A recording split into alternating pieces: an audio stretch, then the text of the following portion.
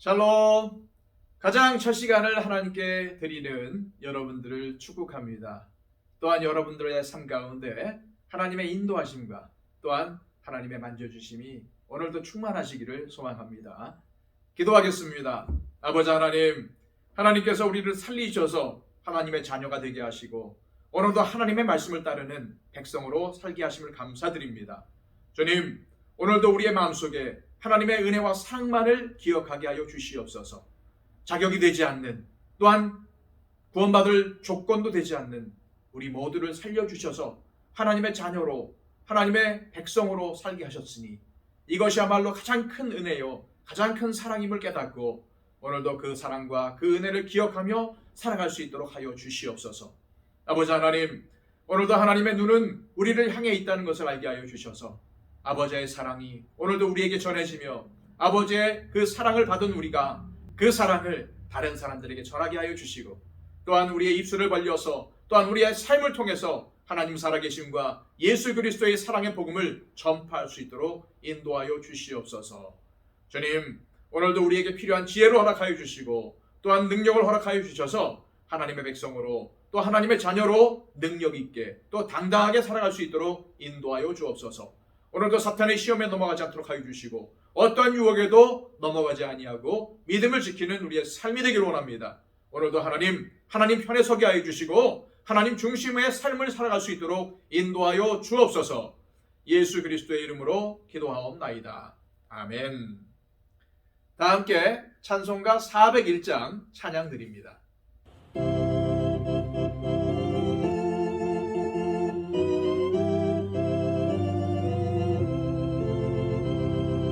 주의 곁에 있을 때 마음이 든든하오니 주여 내가 살 동안 인도하여 주소서.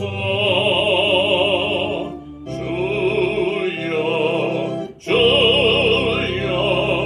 나를 인도하소서. 세상 살 동안 주여 인도하소서. 피난처인 예수여 세상을 경험할 때 그 신의 베푸사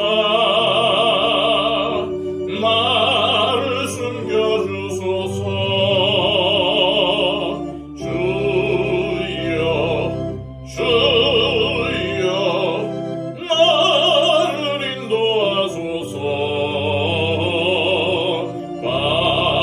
세상 살 동안 주여 인도하소서. 대상풍파 지난 후 영화로운 나라와 눈물 없는 곳으로 들어가게 하소서.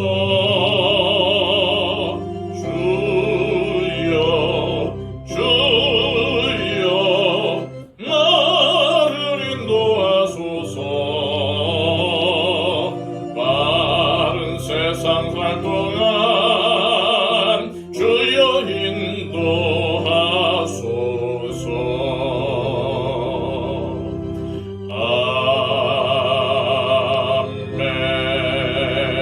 아멘. 이 시간 우리에게 주시는 하나님의 말씀은 신약성경 고린도전서 10장 1절에서 5절까지의 말씀입니다. 신약성경 274쪽입니다. 형제들아, 나는 너희가 알지 못하기를 원하지 아니하노니 우리 조상들이 다 구름 아래에 있고 바다 가운데로 지나며 모세에게 속하여 다 구름과 바다에서 세례를 받고 다 같은 신령한 음식을 먹으며 다 같은 신령한 음료를 마셨으니 이는 그들을 따르는 신령한 반석으로부터 마셨음에 그 반석은 곧 그리스도시라. 그러나 그들의 다수를 하나님이 기뻐하지 아니하셨으므로 그들이 광야에서 멸망을 받았느니라. 아멘.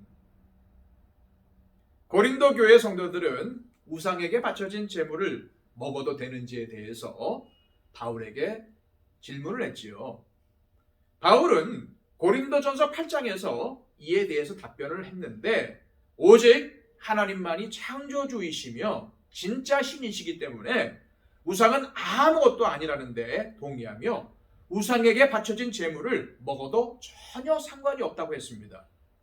하지만 바울은 바른 신앙 지식을 가진 믿음이 강한 교인들에게 아직 믿음이 약한 사람들이 함께 신앙생활을 하고 있다는 사실을 강조하면서 여러분들이 자랑하는 지식 때문에 오히려 우리 형제자매들이 시험에 들어 실족할 수 있으니 제발 여러분들의 자유를 함부로 남용하지 말라고 경고했습니다.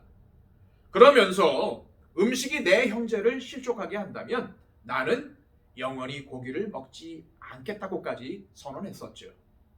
하지만 그렇다고 해서 올바른 신앙 지식이 중요하지 않을까요? 바른 신앙생활을 하려면 반드시 바른 신앙 지식이 있어야 합니다. 믿음이 약한 교인들도 바른 신앙 지식을 배워야 합니다. 그래야 신앙이 자랄 수가 있죠. 그래서 바울은 우리가 지금 보고 있는 이 10장 말씀에서 우상 숭배에 대한 바른 신앙 지식을 가르쳐 주려고 하고 있습니다.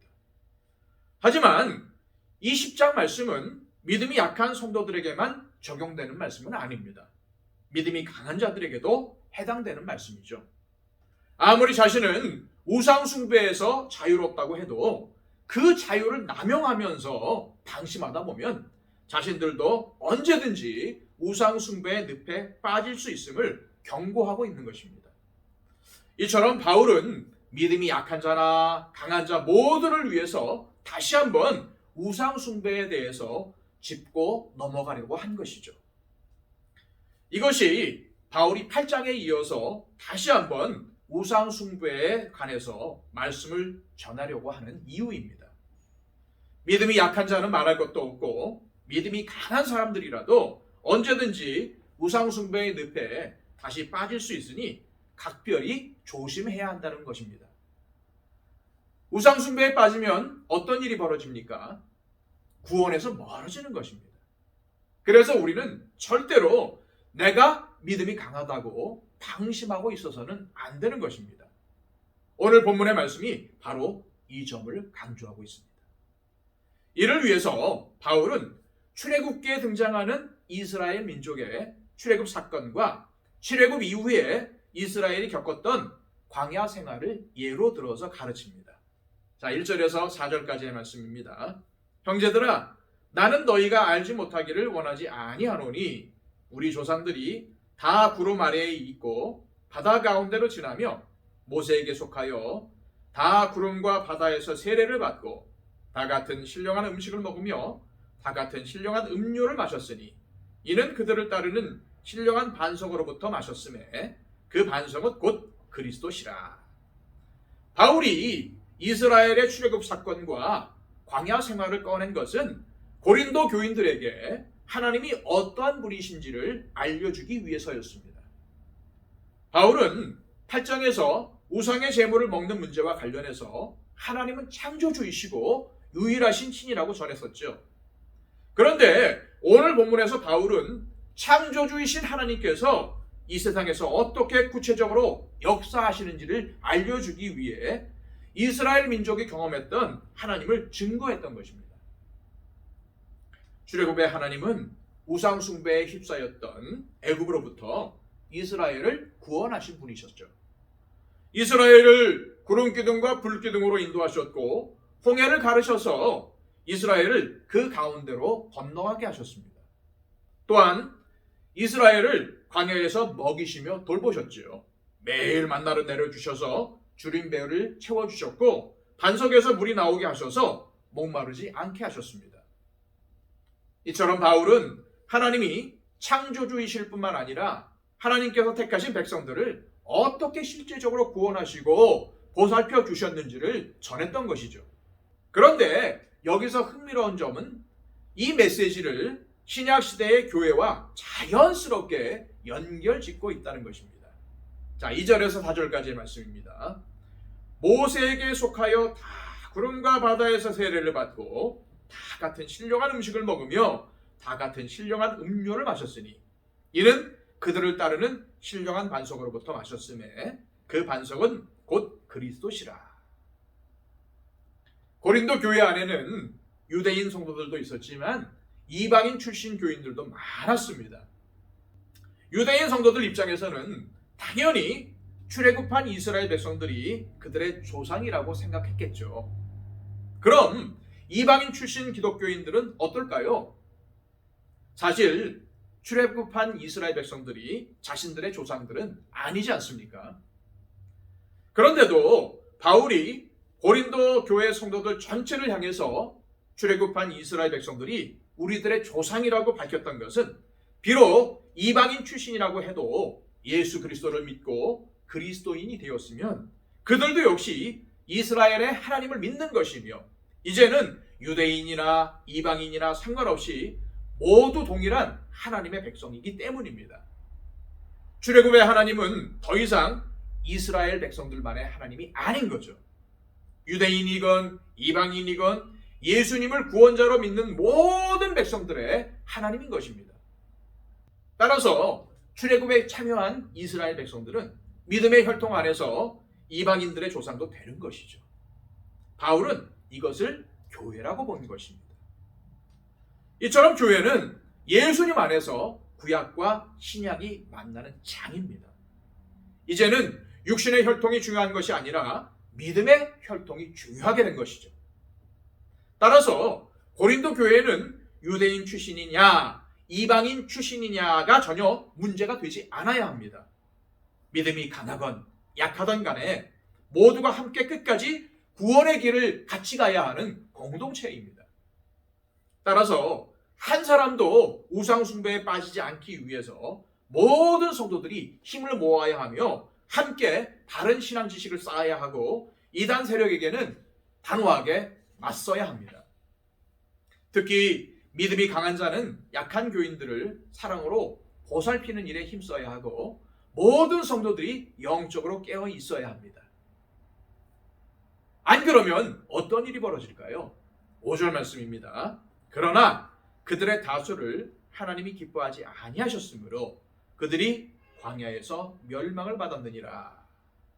출애굽한 이스라엘 백성들이 아무리 하나님의 놀라운 은혜로 우상의 땅인 애굽에서 구원받고 광야에서 하나님의 돌보심을 받았다 해도 약속의 땅인 가나안 땅에 들어가지 못한 채 멸망당했듯이 우리도 정신 똑바로 차리지 않으면 그들과 똑같은 길을 가게 된다는 무서운 경고의 메시지입니다. 이 때문에 바울은 고린도 교회를 향해서 어느 누구도 방심하지 말고 영적으로 깨어 있어서 절대로 우상 숭배와 같은 죄를 짓지 않도록 조심하고 또 조심해야 한다는 점을 강조했던 것입니다. 이 시간 기도하실 때 나도 우리 교회에도 절대로 방심하지 않고 영적으로 깨어있게 해달라고 기도하시길 바랍니다. 그래서 하나님께 받은 은혜를 끝까지 간직하며 믿음을 지키고 하나님의 자녀다운 거룩한 삶을 살아서 한 사람도 예외 없이 모두가 구원의 여정을 완수할 수 있게 해달라고 기도하시기를 바랍니다. 박영채 집사님, 이복진 권사님 등 육신의 연약함을 가지고 있는 분들, 질병 가운데 있는 분들을 위해서 기도해 주시고요. 우리 교회가 더욱더 깨어서 주님을 잘 섬기고 주님께서 맡겨주신 사명을 잘 감당하여서 부흥과 성장을 이루는 놀라운 은혜가 있게 해달라고 기도하시기를 바랍니다. 또한 온 세계를 다니며 복음을 전파하는 우리 선교사님들, 우리 교회가 지원하고 있는 선교사님들을 위해서 기도해 주십시오. 우리 다 함께 하나님께 기도하겠습니다.